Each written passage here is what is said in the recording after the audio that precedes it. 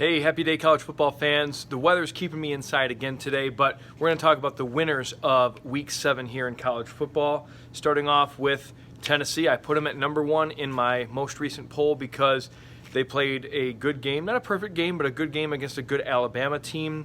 And they're continually proving guys like me wrong that they can hang, that they can contend. And I think playing in Knoxville was an important part, but that place was off the hook at the end. Both those goalposts were demolished.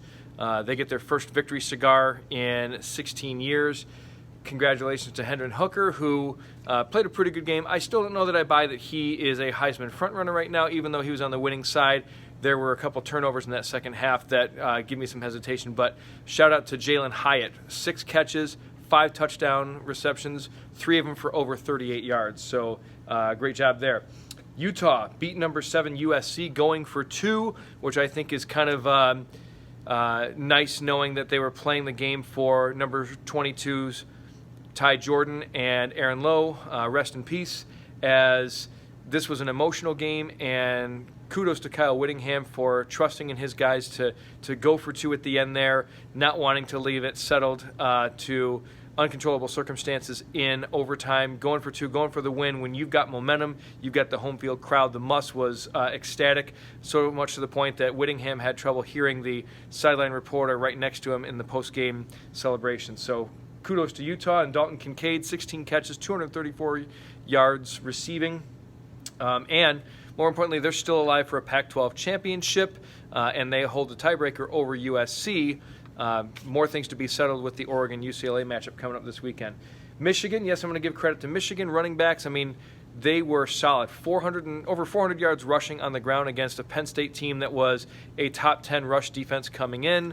That was exposed a little bit, and I don't know that it says as much of an indictment on Penn State's run defense as it is a praise for the run game and the duo that they have in Blake Corum and Donovan Edwards. Collectively, they averaged 7.7 yards per carry. Corum rushed for 166 in the score. Edwards, a career high, 173 yards on the ground and a touchdown as well. Illinois, not only are they number 18 in the country right now, they are 6-1, 3-1 in the Big Ten, and they are in the driver's seat in the Big Ten West. They've already beaten usual West contenders, Wisconsin, Iowa, and Minnesota in 3 consecutive games. So they hold those tiebreakers. They have an away game at Nebraska in a couple of weeks after this bye. Home against Purdue, which is going to come in real handy playing in Champaign there.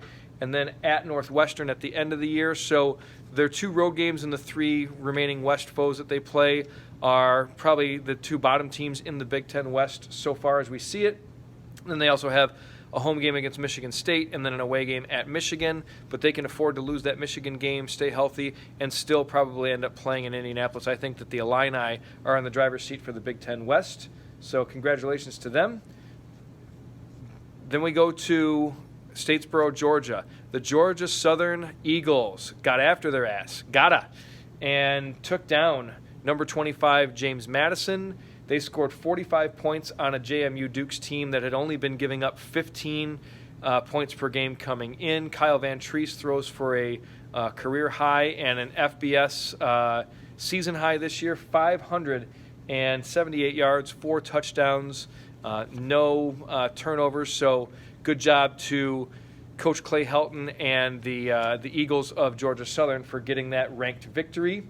And then Blake Watson staying within the Sun Belt, staying in the G5. 256 rushing yards, 2 touchdowns in a lopsided 28-point throttling of previously unbeaten and nearly ranked Coastal Carolina. Old Dominion only led by 7 at half and ended up winning by a 28-point margin.